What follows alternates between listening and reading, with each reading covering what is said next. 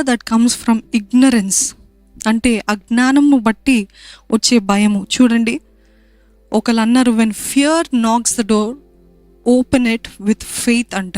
When fear knocks the door call faith అంట. అర్థమైందండి? మన తలుపుల పైన, మన హృదయం అనే తలుపుల పైన భయము తట్టినట్లయితే మనమంట విశ్వాసాన్ని పంపించాలంట తెరవటానికి. హల్లెలూయా. సామెతల గ్రంథము 4వ అధ్యాయము 7వ వచనం చూద్దామా? జ్ఞానం సంపాదించుకొనుటే జ్ఞానమునకు ముఖ్యాంశము, నీ సంపాదన అంతయు ఇచ్చి బుద్ధి సంపాదించుకొనుము.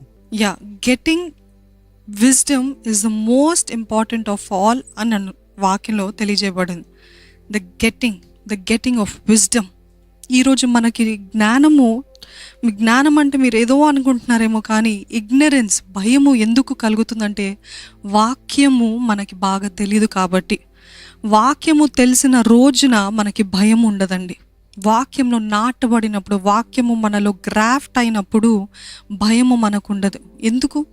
ఎందుకంటే ఆయన వాక్యం అంతా విడుదల కార్యాలు, ఆయన వాక్యం అంతా శక్తి కార్యాలు, ఆయన వాక్యం అంతా హోప్, నిరీక్షణ, ఆదరణ, బలము, శక్తి, ఓదార్పు, సమాధానము, సంతోషం ఇచ్చే వాక్యము. అందుకని ఈ వాక్యంలో జ్ఞానము లేకపోతే నా బిడ్డలు ఎందుకు నశించిపోతున్నారు? అదే హోషేయ గ్రంథంలో ఉంటుంది కదా, 4వ అధ్యాయము 6వ వచనంలో, నా జనులు జ్ఞానము లేని వారై నశించుచున్నారంట.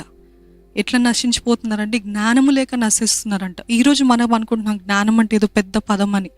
వాక్యము తెలిసినప్పుడు, వాక్యము మనలో ఎన్గ్రాఫ్ట్ అయినప్పుడు, వాక్యము మనలో నాటబడినప్పుడు, అంటు కట్టబడినప్పుడు ఏ భయం కూడా మనల్ని లేదండి. నేను గత వారంలో చెప్పాను కదండి, స్మిత్ విగల్స్వర్త్, ఆయన అంత గొప్ప దైవజనుడు, గుర్తుందా?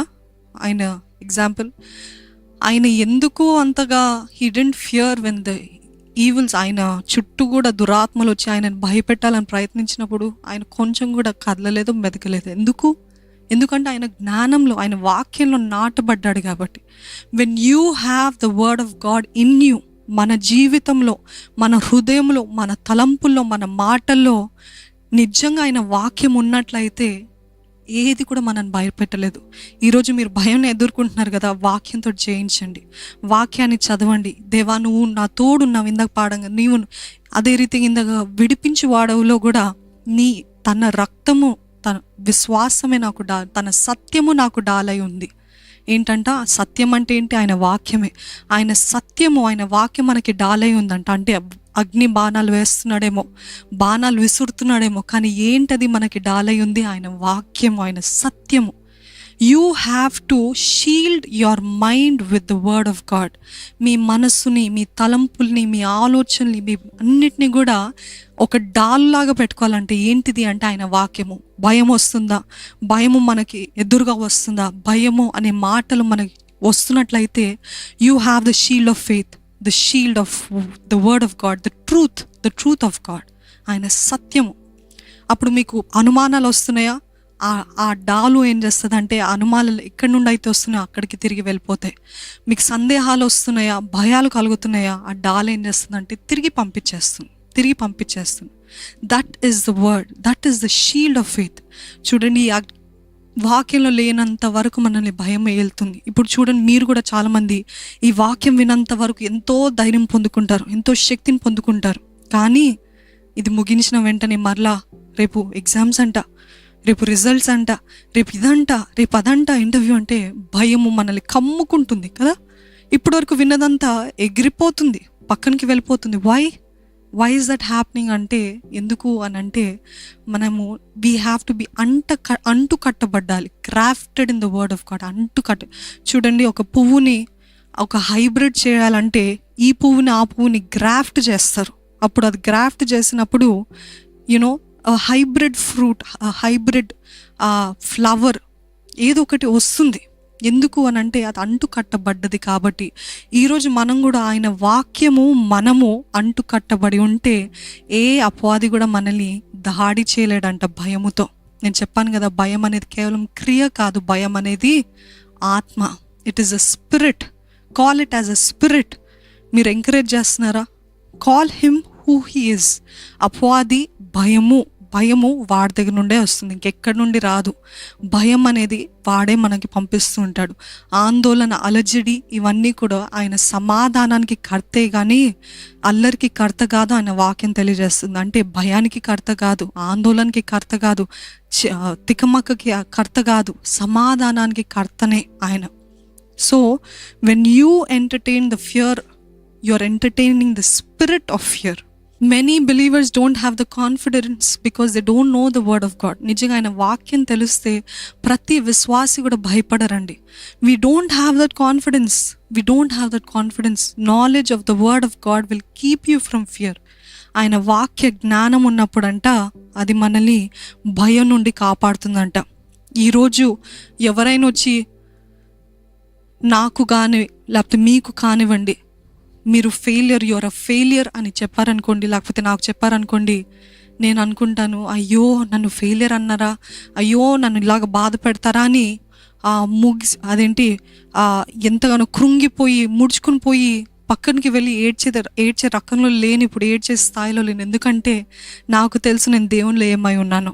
I am a child of God, I am a child of God. అందుకే నేను మనుషుల మాటలు, ఆయన వాక్య జ్ఞానము మనలో ఉన్నట్లయితే ఏ మనుషుల మాటలు కూడా మనల్ని బాధ పెట్టవండి. ఎందుకంటే మన స్థానము ఆయనలో తెలుస్తుంది కాబట్టి. When you are grounded.